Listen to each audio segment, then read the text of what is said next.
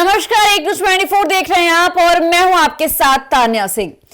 देखिए, केंद्रीय मंत्री जीतनराम मांझी ने आगामी विधानसभा चुनाव में 20 सीटों पर जीत दर्ज करने का दावा कर दिया है। अपने आवास पर आयोजित लिट्टी पार्टी भोज के दौरान उन्होंने अपने राजनीतिक इरादों को स्पष्ट कर दिया है। बता दें कि मांझी ने कहा कि अगर 4 रोटियों को बंटवारा होता है तो वे किसी कोने से संतुष्ट नहीं होंगे, बल्कि एक पूरी रोटी लेंगे। उनके इस बयान को राज्य की सियासत में नई हलचल के रूप में देखा जा रहा है। तो इसी मुद्दे पर हम बात करें, तो बात करने के लिए मेरे साथ मेरे सहयोगी प्रिया और प्रियंका मौजूद है। सबसे पहले हम प्रिया से बात करेंगे। प्रिया, देखिए, आगामी बिहार विधानसभा चुनाव को लेकर जीतनराम मांझी ने एक बड़ा बयान दे दिया है, जिससे लेकर सियासी गलियारों में हलचल इतनी तेज हो गई है कि पक्ष विपक्ष दोनों के लिए संकट का दौर शुरू हो गया है। क्या बोलेंगे आप? देखिए, लगातार केंद्रीय मंत्री और पूर्व मुख्यमंत्री यानी जीतनराम मांझी लगातार बयानबाजियों का दौर खेल रहे हैं। लेकिन इस बीच सबसे बड़ी बात तब हो गई जब वो अपनी सीटों की मांगों को लेकर काफी ऐसे विवादित बयान दिए हैं जो कहने कि राजनीति में इस तरह के विवाद बातें नहीं करनी चाहिए। उन्होंने फरियाने तक की बात की। जो वर्ड्स का उन्होंने इस्तेमाल किया है वैसे वर्ड्स यूज किया जाता है जब आपसी झगड़े हों और ऐसे झगड़े हो जहां लाठी तक की नौबती आ जाए। फरियाना मतलब आप भी समझते हैं, हम एक बिहारी हैं तो हमें बखूबी पता है कि फरियाना वर्ड कहां इस्तेमाल करते हैं। इस बीच जीतनराम मांझी का बयान आया था। हालांकि आपने एक जिक्र किया, लिट्टी चोखा भव्य आयोजन हुआ था जीतनराम मांझी के आवास पर, जहां कई एनडीए घटक के दल के नेताएं मौजूदा बैठे और खूब चर्चाएं किए। लेकिन इस बैठक को लिट्टी चोखा, आप सभी को पता है कि बिहारियों का सबसे फेमस, काफी प्रसिद्ध और जुड़ाव वाली भोजन होती है। इस बीच जीतनराम मांझी खेल खेलते नजर आ रहे हैं। बिहार विधानसभा चुनाव है, सीटों की मांग 40 कर रहे हैं, जिसमें से वो 20 सीटें जीतने का दावा कर रहे हैं। इतना कंफर्मेशन आखिरकार जीतनराम मांझी हैं कैसे? अब बात कर लिया जाए, गौर फरमाया जाए दिल्ली विधानसभा झारखंड चुनाव को लेकर, तो वहां जीतनराम मांझी को सीट नहीं दिया गया। इससे भी लेकर कहीं ना कहीं उनके अंदर मन मुटाव है, एनडीए से नाराज चल रहे हैं। भले ही वो लगातार मीडिया के सामने कहते नजर आ रहे हैं कि प्रधानमंत्री नरेंद्र मोदी का नेतृत्व में चुनाव लड़ेंगे, नीतीश कुमार जी के नेतृत्व में चुनाव लड़ेंगे, लेकिन वाकई अगर नेतृत्व में चुनाव ही लड़ना था तो सीटों की मांग इतनी जबरदस्ती के साथ नहीं करेंगे। अब उन्होंने एक कोने की बात कही है कि हम कोने में नहीं रहेंगे, यानी साफ तौर पे वो कहीं ना कहीं साफ तौर पे नहीं बोल पा रहे हैं। मतलब होता है ना कि तड़कता आप किसी नेता के सामने बोल दिए, लेकिन जीतनराम मांझी बयानबाजी और घुमा फिराकर बातों को रख दे रहे हैं। यानी कि जीतनराम मांझी जिस तरह से अपने औकात की भी बातें कर रहे थे कि हम ये सीटें अपने लिए नहीं मांग रहे, हम उस काबिल है तब मांग रहे हैं। हालांकि बिहार में तो जीतनराम मांझी का वाकई कहा जाए तो वोट बैंक है, लेकिन कहीं ना कहीं अगर 20 सीटें उन्हें ही दे दिया जाए, 40 सीटें उन्हें ही दे दिया जाए, तो बाकी जो राजनेता हैं, बाकी जो नेताएं हैं, उन्हें क्या मिलेगी? अब इस बीच वो विपक्ष पर भी लगातार कटाक्ष कर रहे हैं। लेकिन लिट्टी चोखा का जो आयोजन था, ये आयोजन बस कहने को था, इसमें बात हुई है सीटों के लेकर के। लेकिन जीतनराम मांझी जैसे ही बाहर आते हैं कोने की बात कर देते हैं। यानी कि इस मीटिंग, इस बैठक के बाद भी उन्हें बातें नहीं बनी, एनडीए के नेताओं की तरफ से वो मतलब पॉजिटिव मैसेज नहीं मिला कि जीतनराम मांझी अब बोल दे कि नहीं, हमको जितना मिलेगा हम रुक जाएंगे। बातें तो केंद्रीय मंत्री चिराग पासवान जी भी करते हैं कि हमें इतनी सीट चाहिए। याद होगा आपको झारखंड का एक, हम याद दिलाना चाहेंगे आपको, चुनाव जब था लगातार केंद्रीय मंत्री चिराग पासवान वहां जाते थे, जनता से संपर्क करते थे और बातें कहते थे कि हम कई सीटों पर इस बार दावेदार खेलेंगे, क्योंकि हमारे पिता का यह सपना था कि हम झारखंड के लोगों के लिए काफी अच्छा करें और जब तक हम सीटें नहीं लेंगे तब तक कैसे अच्छा कर पाएंगे। लेकिन वहां क्या हुआ, चतरा विधानसभा 1 सीट उन्हें मिली और उस पर भी 100% जीत हासिल की है। अब दूसरी पहल दिखा जाए, दिल्ली विधानसभा। दिल्ली विधानसभा भी चर्चे थे, केंद्रीय मंत्री हैं चिराग पासवान जी, उन्हें दमखम के साथ वहां सीटें मिलनी थी। लगातार दिल्ली का दौरा करते हैं, जब बात होती है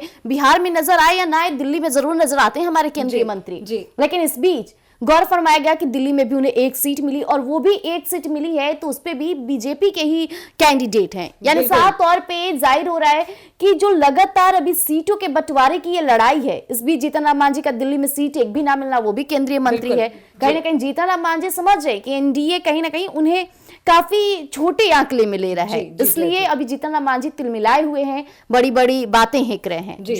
प्रियंका जी, देखिए, बिहार की राजनीति में हलचल होना कोई नई बात नहीं है, अक्सर विवाद होते ही रहते हैं। लेकिन अभी जीतनराम मांझी का 20 सीटों के लिए दावा करना एक बड़ा पक्ष और बड़ी रणनीति को बयान कर रहा है। क्या बोलेंगी आप? जी बिल्कुल, जैसे कि बिहार विधानसभा चुनाव को लेकर सभी नेता दल के लोग सीट बंटवारे को लेकर या अपनी सीट मांग को लेकर एक्टिव तो हैं, और ये लाजमी भी है क्योंकि जिस तरीके से विधानसभा चुनाव आने वाला है तो सभी लोग चाहते हैं कि हम आगे रहें, हम आगे रहें, ठीक है। इसी बीच ये जीतन राम मांझी का भी बयान आया, कोना वाला बयान आया और उनका बहुत सारा ऐसा बयान आया सीट बंटवारे को लेकर। तो उनको 20 सीट चाहिए, जिस तरीके से उन्होंने एक मीडिया कर्मी से बातचीत के दौरान बोलते हुए नजर आए कि मुझे 20 सीट चाहिए। हालांकि सीटों का जब उनसे जिक्र किया गया तब वो बोले कि उन्हें 20 सीट चाहिए। 20 सीट के बंटवारे के बाद वो आगे आ गए और उसके बाद वो ऐसा भी बोलते हुए नजर आए कि अगर उनको इतनी सीटें मिलती है तो वो आगे अच्छा काम करेंगे बिहार में। वो एक लाइन ये भी बोलते हुए नजर आ रहे थे कि 2050 से पहले उन्हें बिहार को अच्छे तरीके से सुधार देना है। 2025 में बजट को लेकर भी वो बहुत ऐसा बयान दिए कि ठीक है ये भी महत्वपूर्ण है और अगर उनको सीट अच्छा खासा मिल जाता है जितनी कि वो डिमांड कर रहे हैं, अगर वो जीत जाते हैं, आगे आ जाते हैं, तो वो बिहार को पूरे तरीके से सुधारने का भी निर्णय ले लिए हैं। तानिया जी, बिहार को सुधारने का हर कोई अहम बातें करते हैं। केंद्रीय मंत्री चिराग पासवान भी खूब बिहार फर्स्ट और बिहारी फर्स्ट के नारे लगाते नजर आए थे, लेकिन क्या हुआ परिणाम आपके समक्ष है।